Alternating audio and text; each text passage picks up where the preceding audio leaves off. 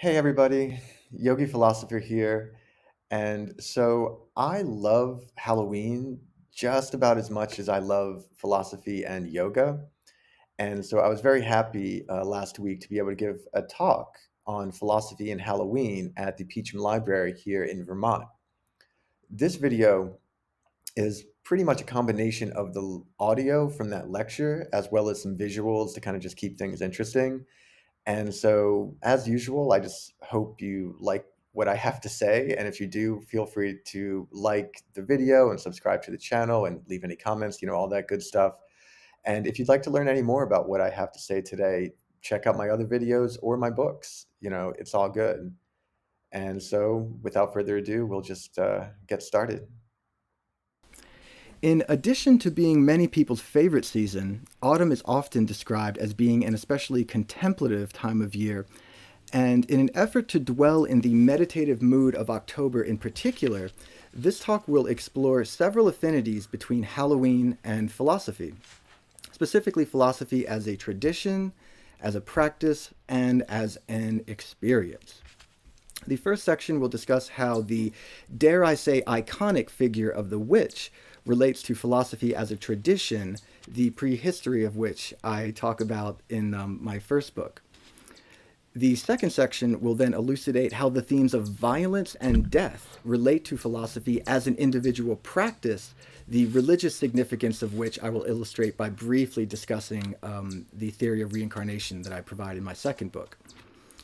And then finally, the third section will return to the ancient origins of Halloween in the Celtic festival of Samhain so as to elucidate how philosophy is experienced as events of inspiration as well as a particular state of mind.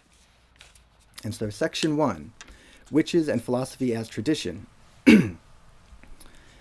In addition to jack-o'-lanterns, vampires, mummies, werewolves, etc., witches have become symbolic of Halloween, and like many other people, I myself am intrigued by witchcraft as a form of feminine spirituality that is far older than the patriarchal religions that continue to hold sway over Western civilization.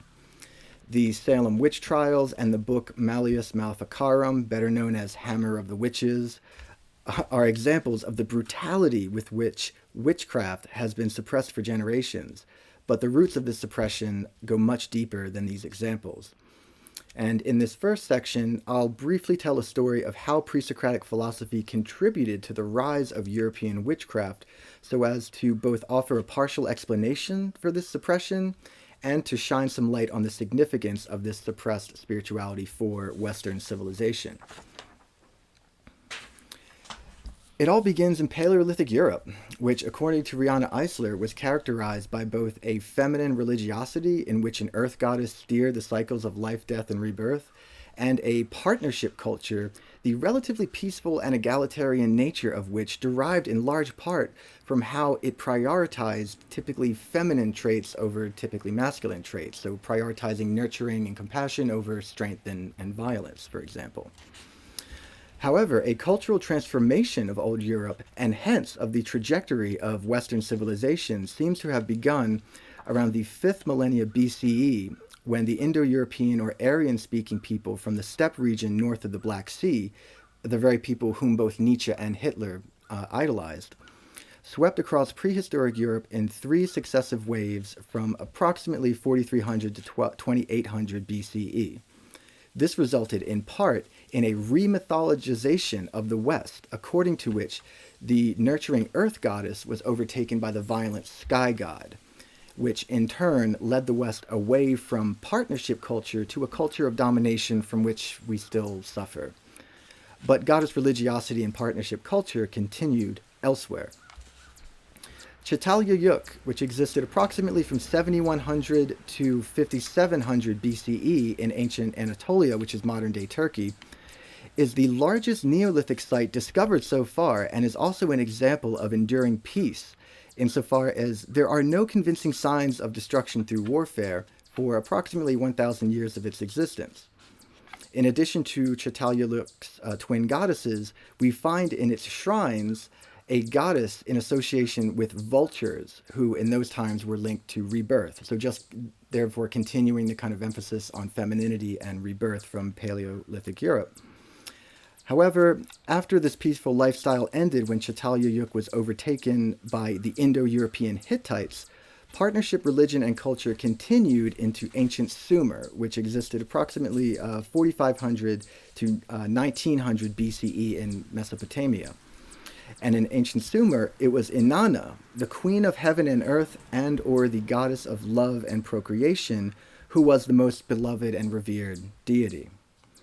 Her traditions retain elements that undoubtedly go back to Neolithic and perhaps even Paleolithic civilizations, but once again, as the pressures from the more domineering peoples to the east and west intensified, Sumer's many states gave way to the urgent need for military leadership, and Sumer shifted towards a dominator social order in which the rule of strongmen kings became mythologically legitimized.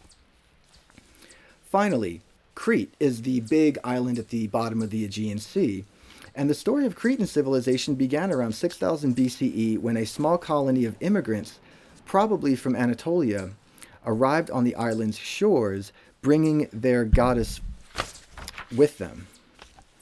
The Cretans' nature goddesses' transformative power was associated with both snakes and butterflies as symbols of rebirth, and recalling the twin goddesses of Çatalhöyük, two of her personas illustrate her connection with preceding goddess traditions.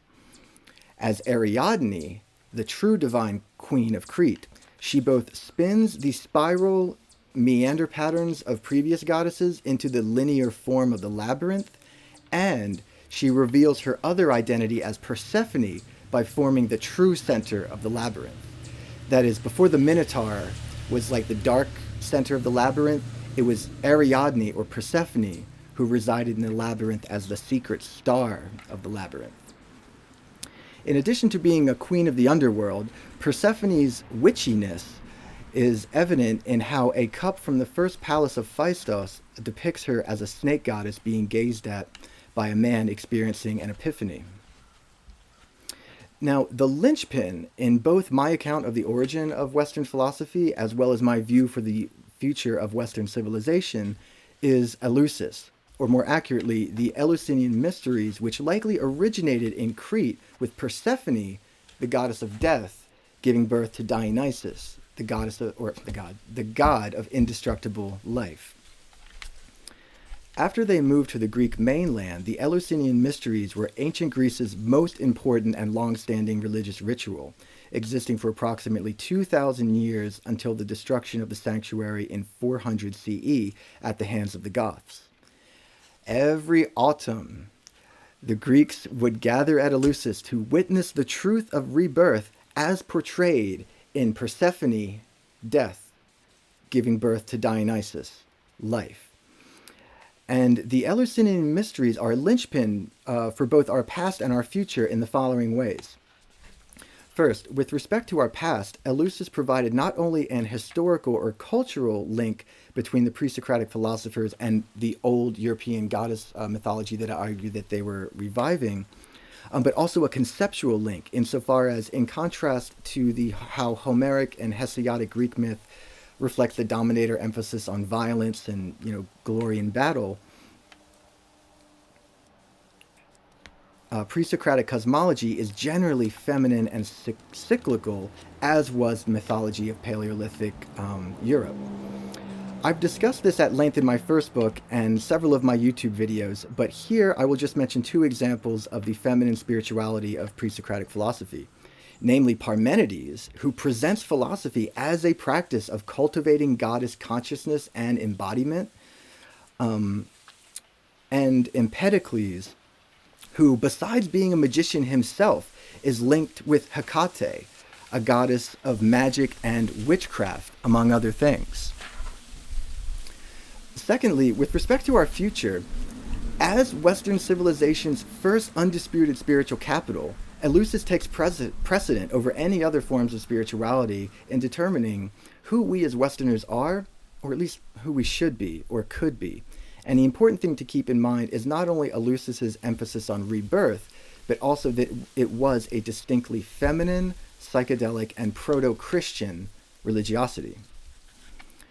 Women were in charge at Eleusis, especially for preparing the psychedelic potion or cookion that was imbibed before witnessing the truth of rebirth, as presented with Persephone and Dionysus. And according to Brian Marescu's book, The Immortality Key, Christianity was a continuation of this Dionysian religion, which, unfortunately, due to the politicization of Christianity by Roman politics, degenerated into a, quote, truly global conspiracy hell-bent on depriving people of the psychedelic experiences upon which, arguably, all religions are founded. For Mirescu, the Jesus whom the audience of the Gospel of John would have seen was not a man starting his own religion, but rather a man who came to save the fragile mysteries with an encore performance. And one way in which Mirescu supports this ties the origin of Christianity to Parmenides, the presocratic philosopher, whom Peter Kingsley goes so far as to portray as the founder of Western culture. Persephone's mom was Demeter, and it was Demeter's spiked beer that became Dionysus's psychedelic wine, which in turn became the original Christian Eucharist. But since this was a threat to the church's imitation Eucharist or non-psychoactive Eucharist, the women from Benevento, a region of Italy near Naples, who continued to concoct the sacrament, were persecuted by the church as witches. Witches precisely for retaining Greece's psychedelic herbal knowledge. The best evidence for ancient psychedelic wine comes from Magna Graecia, thanks to Parmenides' Phoenician ancestors. And the important thing to keep in mind is how the aforementioned witches can be seen as a continuation of the Phoenicians' proto-philosophical spirituality, insofar as many of these witches came from the same region of Campania that Parmenides and other Greek-speaking ancestors settled in the ancient past, and which was likely home to more initiates to the mysteries than anywhere else in antiquity.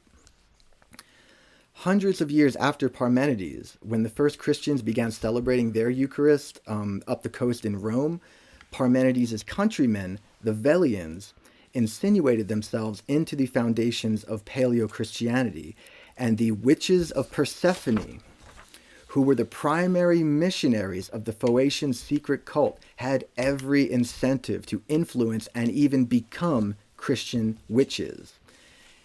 And incidentally, Mirescu also indicates how we can see these witches as specifically our hippie foremothers, when he describes them as shouting prayers of peace and love as they mixed their drug wine in the catacombs. Unfortunately, just as old Europe, Çatalhöyük, and Sumer fell from partnership to domination, Roman politics appropriated Christianity, which in turn led to the psychedelic Eucharist being suppressed for the same reason that belief in reincarnation was suppressed, namely, for the sake of the priest's job security, insofar as psychedelics offer people access to the divine without the need to be mediated by a priest, and likewise, reincarnation gave people control over their own afterlives. So, in sum, although there is far more to both the history of philosophy and the history of witchcraft than what I've just spoken about, I hope this first section has shown you in what sense contemporary witches represent not just an older, suppressed form of feminine spirituality, but one that is also intimately entwined with the origins of Western philosophy, spirituality, and civilization. Dun dun dun. And so now, moving on to section 2, violence, death, and philosophy as practice. The second Halloween theme through which we'll continue to discuss philosophy is the affirmation of violence and death, which can sometimes lead people to treat Halloween with the same condemnation as with which they treat witchcraft.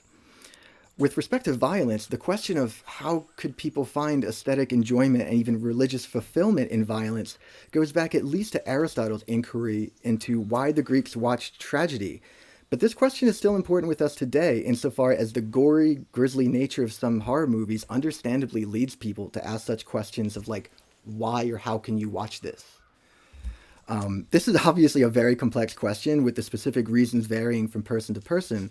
But before we proceed to relate the theme of violence to philosophical practice, I'll just offer a Nietzschean explanation for this phenomenon, as well as some reflections on why Halloween's affirmation of violence is healthy in a sense. Expanding upon the presocratic philosophers Heraclitus's affirmation of strife or war as the father of all things, Nietzsche saw life as being agonistic, in the sense that life seeks out opposition, conflict, and or struggle as opportunities to either express its power or to improve or overcome itself. It is only when an organism becomes exhausted that the instinct for self-preservation overshadows the vital drive for self-expression and or self-overcoming. And it is in this way that the enjoyment of violence can be seen as an indication that one is healthy or healthy enough to push one's limits, to test the boundaries a little bit. And likewise, Carl Jung summarizes why being honest about one's enjoyment of violence is healthy when he prioritizes wholeness over goodness. When he maintains that it is more important for someone to be whole by incorporating their shadow side into their conscious personality than it is for them to be good, insofar as goodness would entail denying one's own violent tendencies. This is because such a denial merely condemns the soul's violent instincts to manifest in harmful rather than constructive ways. Hans Ernest Becker's statement, quote, "Evil comes from man's urge to heroic victory over evil." Another way of explaining this is as follows. In order to find self-affirmation and just make our way in the world, we or people construct identities, which include value judgments. And big surprise, people generally identify themselves with the good and others with evil. But due to the inherent instability of these identities, preserving them requires that we continually create and vanquish opposing, quote, evil entities. So like if there's no evil to combat in order to prove you're good, people tend to create evil others in order for the sole purpose of defeating them so they can say, oh, look at us, we're good. And while the direct consequences of individual identity construction are relatively simple, limited, and short-lived, the consequences of collectively forging social, cultural, and political identities can be disastrous and very enduring. I don't think I need to remind any of you of how often either individuals or communities that present themselves as being moral crusaders are liable to engage in positively sadistic behavior. And it is in this way that in order to maintain just a relatively good society, individual people must be able to affirm their violent and even evil tendencies, as they do during Halloween. Furthermore, it has been argued that people were not really capable of appreciating the beauty of nature until they found refuge from nature, because it's difficult to appreciate anything as long as you're struggling for survival. And it seems that something similar is taking place with respect to the beauty of death that we find in autumn. That is, whereas one will understandably be freaked out by the prospect of one's imminent death, we are able to find beauty in the slow death of autumn, for example, in the changing of the leaves, and especially that smell of decaying leaves that for me is just, it's very subtle, but just, it's the beauty of autumn. And we're able to do this because it isn't as much of an imminent threat to us personally, and we know that spring will come around when the time is right. The affirmation of even violent death in Halloween and horror movies is especially curious, considering that we Americans tend to agree with Woody Allen about death. When at a press conference, someone asked the comedian what he thought of death, he dryly stated, "I'm against it." If Nietzsche is correct that laws do not so much betray what a people is, but rather what a people considers to be foreign, then the fact that in most American states it is a crime to commit suicide betrays how, quote, the biggest taboo in America is the conversation about death. Our culture has a fear of death, a fear of transcendence, and a fear of the unknown. In fact, it seems as though we tend to be afraid of not fearing death, anxious that if death is not intrinsically evil and to be avoided whenever possible, we might all suddenly become more prone to suicide or homicide. And unfortunately, this taboo against maturely accepting death as a part of life leads many Americans to die poorly, in ICU units instead of at homes with their families. It is in this way that Halloween's affirmation of death can be as healthy as its affirmation of violence, and we'll now consider to see how each of these relates to philosophy as practice. The French philosopher Henri Bergson defines philosophy in terms of violence when he writes, We must do violence to the mind, go counter to the natural bent of the intellect. But that is just the function of philosophy. And he clarifies what he means here when he continues that in order to think philosophically, the intellect must do violence to itself, reverse the direction of the operation by which it ordinarily thinks, continually upsetting its categories, or rather recasting them. In short, in order to reflect on oneself and the world, we must harm the intellect because the latter has evolved not for self reflection, but for practical, pragmatic ends. And it is in this way that the affirmation of violence that one finds in Halloween is conducive to philosophical contemplation. Another French philosopher, Gilles Deleuze, conveys how the ancient Greeks understood this when he maintains that the Greeks spoke of paideia, that is, education, instead of method because, quote, they knew that thought does not think on the basis of goodwill, but by virtue of the forces that are exercised on it in order to constrain it to think.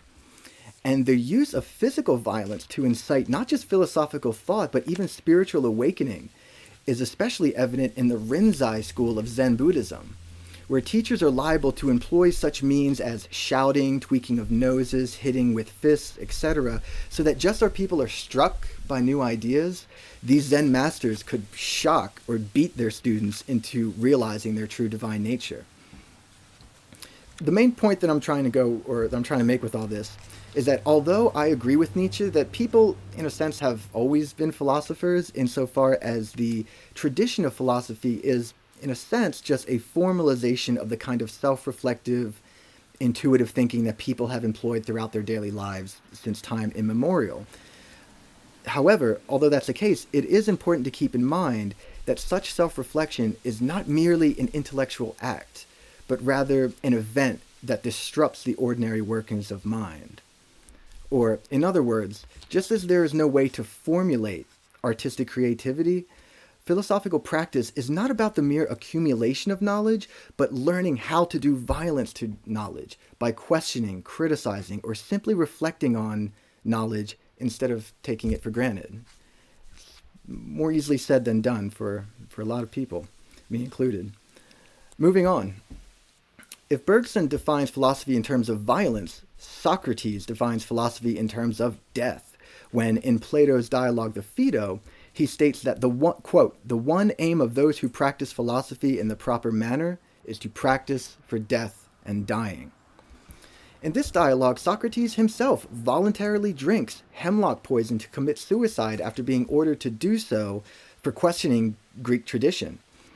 And although his main point is that philosophy is akin to death in the sense that both are separations from the body, I interpret this description of philosophical practice in another way, one that builds upon the theme of the violence of philosophical thinking. If what we think shapes who we are, then doing violence to one's thoughts by reflecting on them is also to undergo instances of ego death, insofar as the self that existed before certain fundamental ideas are reflected upon ceases to exist once those ideas are finally called into question, let alone overturned. Now, such an ego death is also a hallmark of psychedelic and or religious experiences, and Murarescu's reading of Socrates in the Phaedo shows how, as with Zen Buddhism, the morbid violence of Western philosophical practice is really just the negative side of a fundamentally positive process of divinization. Murescu writes, quote, "Practice dying, the philosophers have been telling us for 2,500 years, so that when your time comes, you won't even feel the flames that engulf everything you ever knew. This has happened before, you'll remember. This is not dying. This is becoming God, the God you've always been." As I mentioned earlier, my second book makes a case for why reviving an ancient Greek model of religion/education is vital for bringing American democracy into the 21st century. And now I'll briefly describe how the philosophical divinization that both Socrates and the presocratics pursued works. One of the main reasons why a lot of people won't even entertain the idea of reincarnation is that they assume that the brain produces consciousness, and therefore, once the brain is dead, consciousness is gone. Sorry for the sound effects. However, a much more plausible idea is that the brain and the body act as receivers which tune into the different waves of consciousness that also permeate and construct the physical world. And divinization occurs when one tunes into higher waves of consciousness than those which constitute one's ordinary everyday experiences. This can happen in any number of degrees of intensity, from full-blown religious experiences to the subtle events of self-reflection by which one thinks philosophically.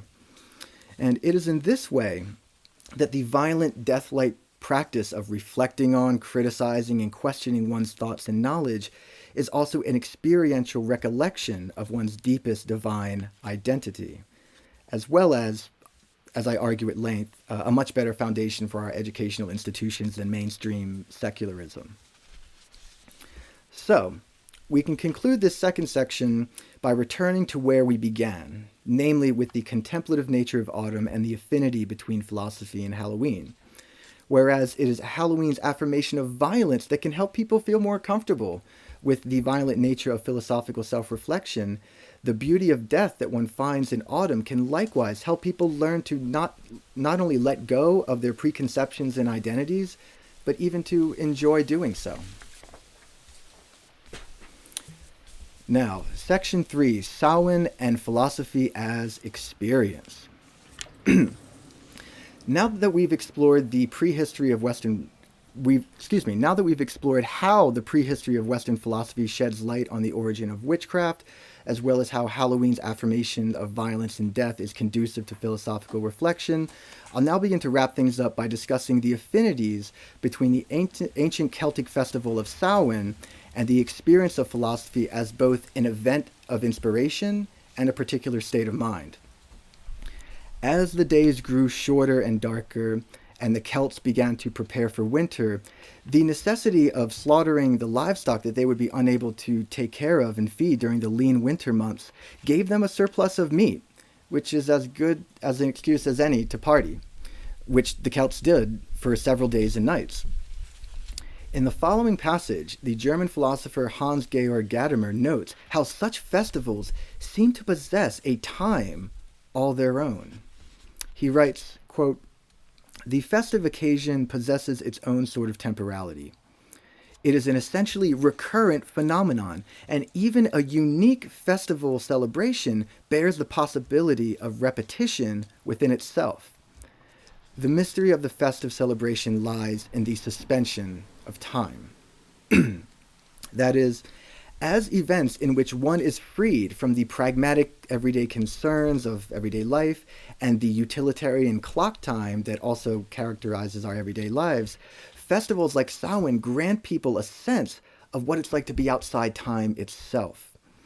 And while Samhain shares this atemporality with other festivals, the transcendence of time that characterizes Samhain in particular is especially pronounced due to how the shortening of days or the encroachment of night and darkness was also thought of and experienced as a blurring of the boundaries between this world and the next, between regular time and eternity. Because of this boundary dissolution, it was believed that spirits were able, or more easily able, to cross over into the world, and the origin of our modern practice of trick-or-treating lies in how ancient Celts would disguise themselves so as not to be bothered by spirits if they had to go out at night. In other words, if the festival of Samhain was experienced in part as a transcendence of time, the season of Samhain, or the season of autumn, was experienced as a sort of twilight condition in which the reality of the everyday world became tenuous as the reality of the other world encroached. And we'll now consider the affinities between the atemporal and surreal aspects of Samhain and the experience of philosophy as an event and as a state of mind. Whereas the violent nature of philosophy pertains to the practice of intentionally reflecting on one's ideas, the experience of ego death that I mentioned a little bit ago pertains more to how philosophy is not just a practice, but also a pathos. That is, it is an experience that happens to one instead of just an activity that one does intentionally. And Nietzsche describes his own experience of how events of philosophical inspiration dawn upon him as follows: the gray sky of abstraction, illuminated in a flash as if by lightning. The world surveyed as if from a mountain. I have just defined the pathos of philosophy.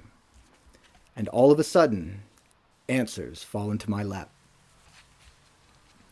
Using the metaphor of flashing light for inspiration is about as cliche as it gets.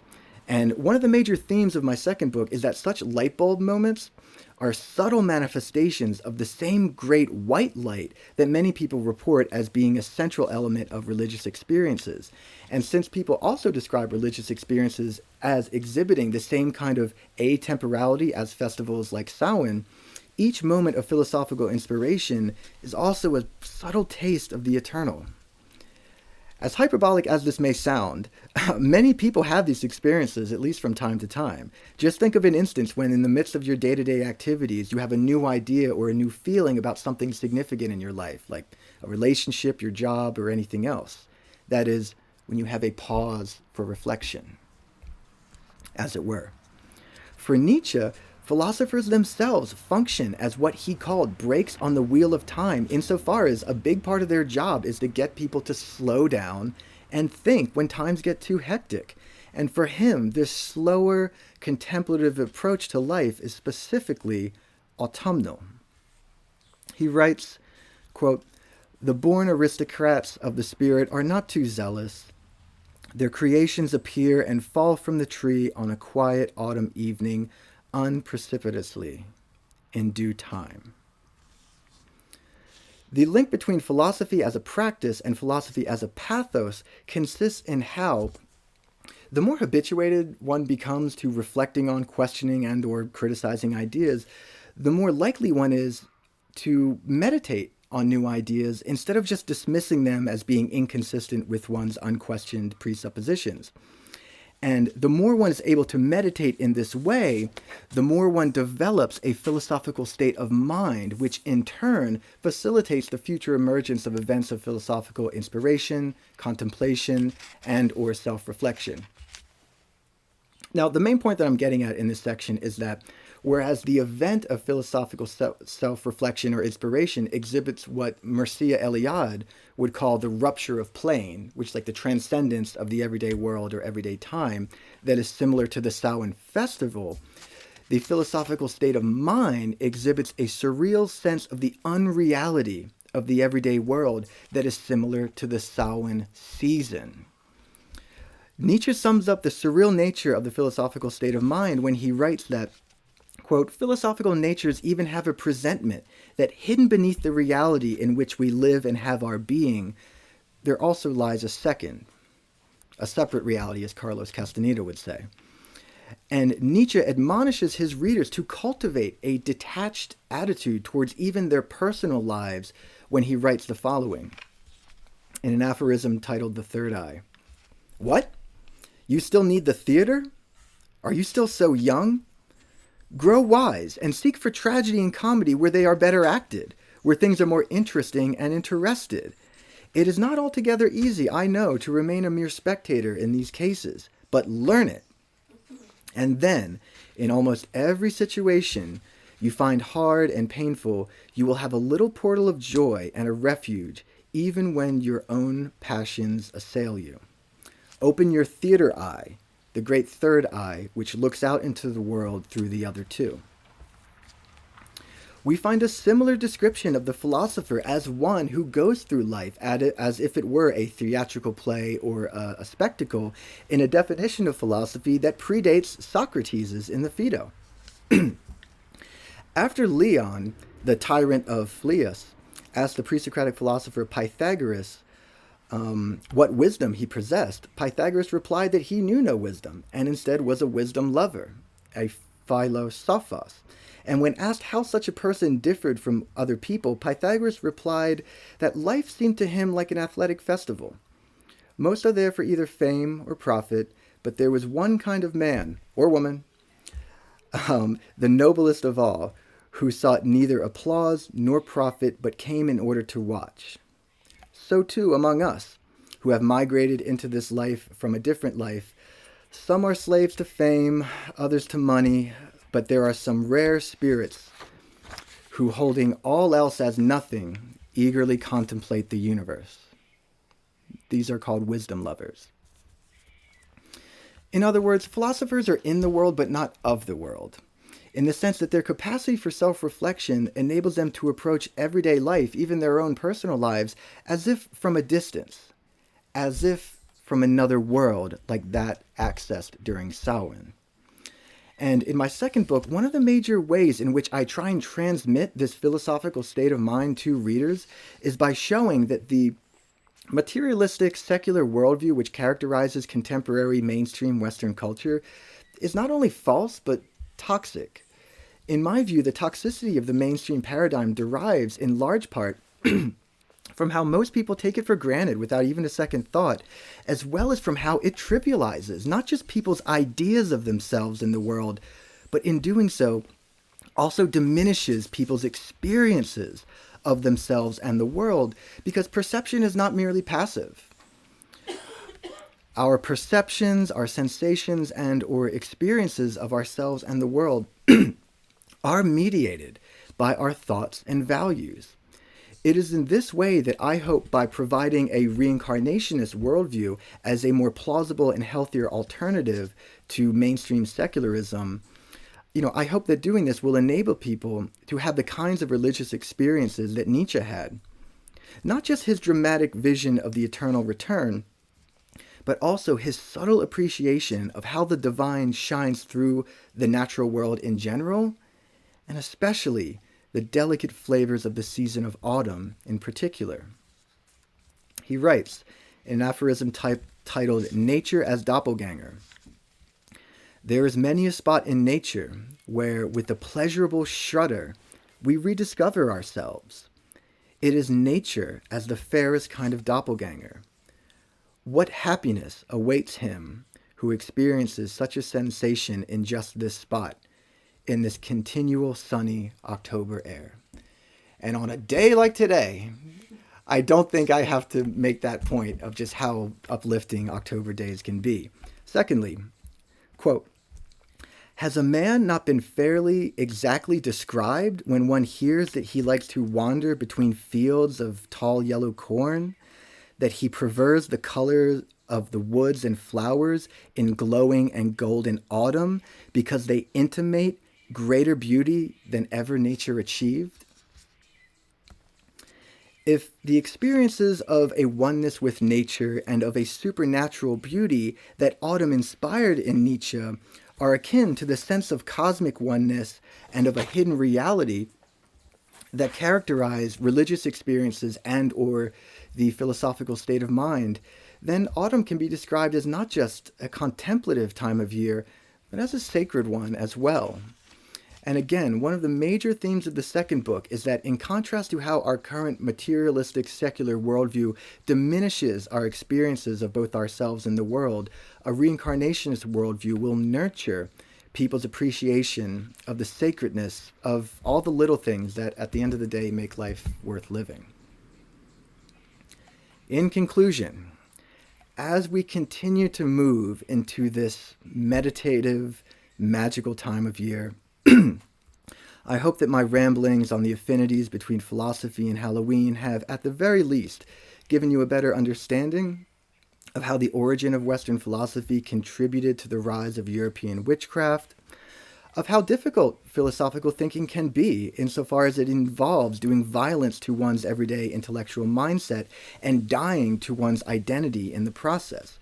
And most importantly, I hope that this talk has given you an understanding of how nurturing one's capacity to experience philosophy as a transcendent pathos and as a surreal state of mind can enable you to appreciate the sacredness of not just merely nature in general, but of autumn in particular, so that all of you can have a very happy Halloween.